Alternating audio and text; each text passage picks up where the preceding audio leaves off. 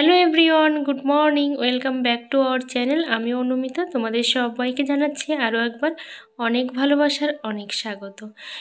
Please কেউ ব্লগটা একটু স্কিপ করো না, আই হোপ তোমাদের অনেক ভালো লাগবে। আর যদি ভালো লেগে থাকে তাহলে কিন্তু চ্যানেলটা সাবস্ক্রাইব করে পাশে থেকেও অল নোটিফিকেশানটি অন করে দিও নিত্য নতুন ভিডিও পাওয়ার জন্য। আর অবশ্যই একটা লাইক আর কমেন্ট করতে কিন্তু ভুলো না, তোমাদের লাইকই পারে আমাকে সামনের দিকে এগিয়ে নিয়ে যেতে। আমি একটা সুন্দরবনের প্রত্যন্ত গ্রামের গৃহবধূ, তো কী করে আমার সকাল থেকে সারাটা দিন কাটে সেটাই কিন্তু আমি তোমাদের সাথে শেয়ার করে থাকি। আর খুব কম সময়ের মধ্যে আমি কিভাবে কাজগুলো সব গুছিয়ে করি সেটাও কিন্তু আমি তোমাদের সাথে শেয়ার করি। কারণ আমি অনেকটা তাড়াতাড়ি করেই কিন্তু কাজগুলো করে নিতে যাই। আর একটু তাড়াতাড়ি করে কাজগুলো করে নিলে কি হয় বলো তো, হাতে কিন্তু অনেকটা টাইম পাওয়া যায়। তো সেই জন্য সবসময় চেষ্টা করি ঝটপট করে কাজগুলো সেরে নেওয়ার। আর আমার সকালটা হয়েছে কিন্তু অনেক আগে। তো কারণ আমি যখন ওঠার পরে কিন্তু সব ঘর বারান্দাগুলো ঝাড় দিয়ে নিয়ে আমার গোপাল সোনা গোপসোনাদের তুলে ভোগ লাগিয়ে দিই। তারপরে আমি কিন্তু এই কাজগুলো করি, ঘরের অন্যান্য কাজগুলো কিন্তু সারি। তো সেই জন্য কিন্তু আমার সকালটা অনেকটা তাড়াতাড়ি হয়। আর আমি একটু চেষ্টা করি খুব তাড়াতাড়ি করে ঝটপট করে কাজ করার, তাহলে কিন্তু নিজের জন্য কিন্তু অনেকটাই সময় বাঁচে। আর যারা ভিডিও করে তাদের কিন্তু অনেকটা টাইম লাগে এডিটিং করতে। আমি এডিটিং অতটা ভালো পারি না, কিন্তু তারপরেও চেষ্টা করি একটু নিজেকেও টাইম দিতে, আর সাথে হচ্ছে ভিডিওর কাজগুলো একটু করতে। কারণ এগুলো সবই হচ্ছে আমার নিজের হাতেই করতে হয়।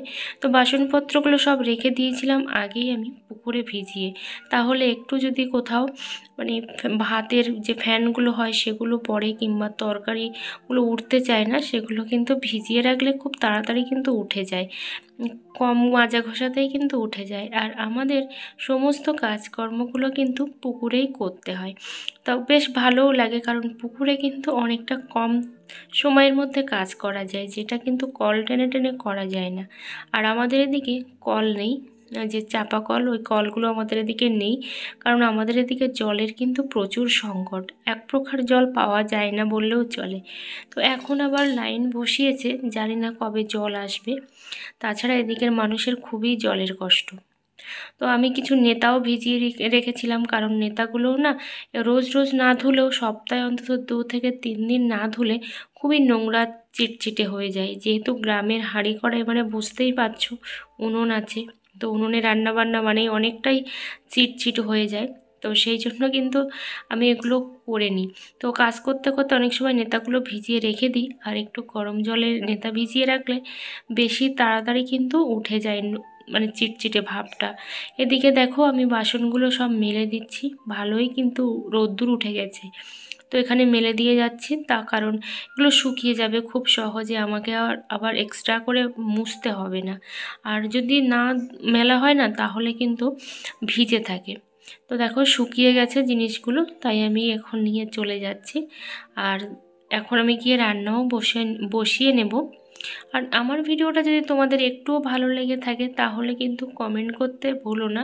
আর যদি কোথাও ভুল ত্রুটি হয়ে থাকে অবশ্যই কিন্তু ক্ষমা করে দিও, কারণ তোমাদের ক্ষমা ছাড়া কিন্তু আমি এগোতেও পারবো না, আর এই প্ল্যাটফর্মে কিন্তু দাঁড়াতেও পারবো না। তো অনেকেই আমরা আছি যারা কিন্তু ডিমোটিভেট হয়ে যায় ভিডিও বানাতে বানাতে, কারণ সবারই কিন্তু ভিউ আসে না, সবারই কিন্তু সাবস্ক্রাইবার বাড়ে না, এটা কিন্তু হয়। তো আমি কিন্তু এই ডিমোটিভেট হতে হতে এই 3টে বছরের কাছাকাছি চলে এসেছি, আমি এই প্ল্যাটফর্মে কাজ করছি। সফলতা আমি এখনও পাইনি, কিন্তু আমি কিন্তু হাল ছেড়ে দিইনি, কারণ আমি কিন্তু কাজ করেই চলেছি। তো সেই জন্য কিন্তু আমি হাল ছাড়িনি, ভেবেছি দেখাই যাক না কোনো দিন যদি ভগবান ভাগ্যের চাকাটা ঘুরিয়ে দেয়, তো সেই আশাতেই কিন্তু বসে আছি। আর সাথে হচ্ছে তোমাদের ভালোবাসা, তাই বলে যে একেবারে হাল ছেড়ে দিয়েছি সেটা নয়।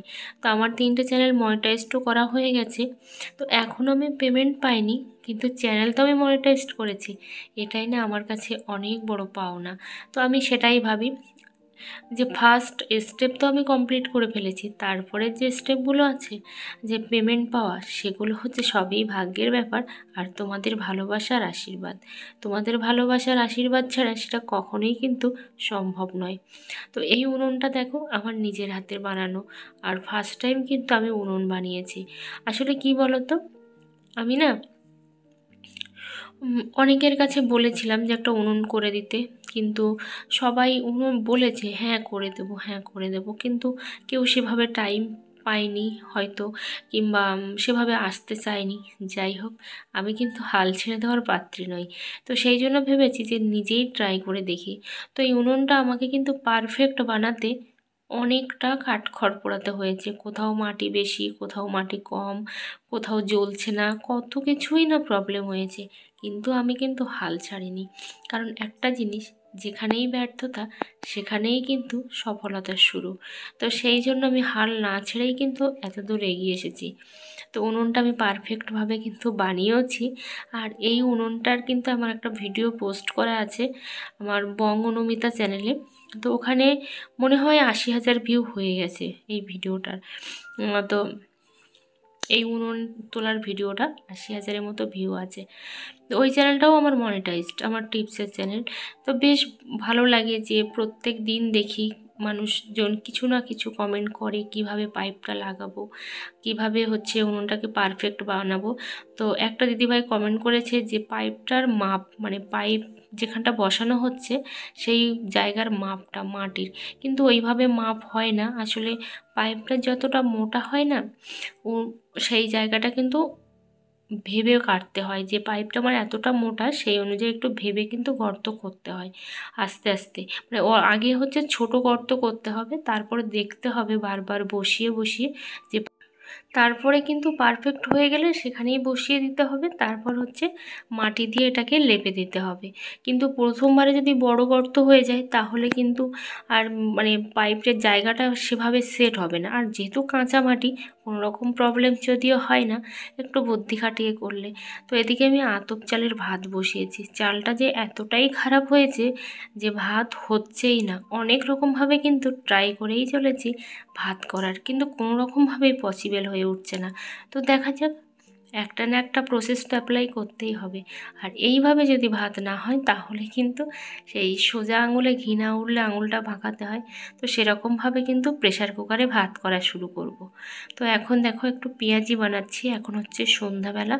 তো মনে হলো যে আমার হাজব্যান্ড বলেছিল বাজারে একটু পেঁয়াজি খেতে পারিনি, কারণ শনিবার ছিল, তো সেই কারণে। তো আমি সেই জন্য বাড়িতে একটু বানালাম। আর আমার হাজব্যান্ড কিছু বললে সেই মুহূর্তে যদি না করতে পারি, যতই অসুস্থ হই না কেন, কিছুদিন পরে হলেও কিন্তু আমি সেই জিনিসটা করার চেষ্টা করি। কিন্তু সবসময় চেষ্টা করি সেই মুহূর্তে কিছু করার, কারণ হাজব্যান্ডের মন রাখতে না আমার এগুলো করতে ভালো লাগে, আর সাথে ভালোবাসা। কারণ আমার মনে হয় ও ভালো থাকলে আমিও ভালো থাকবো। তো সেই জন্যই আমার করতে ইচ্ছা করে, কিন্তু আমাকে বকছিল যে কেন তুমি করতে গেলে এইগুলো।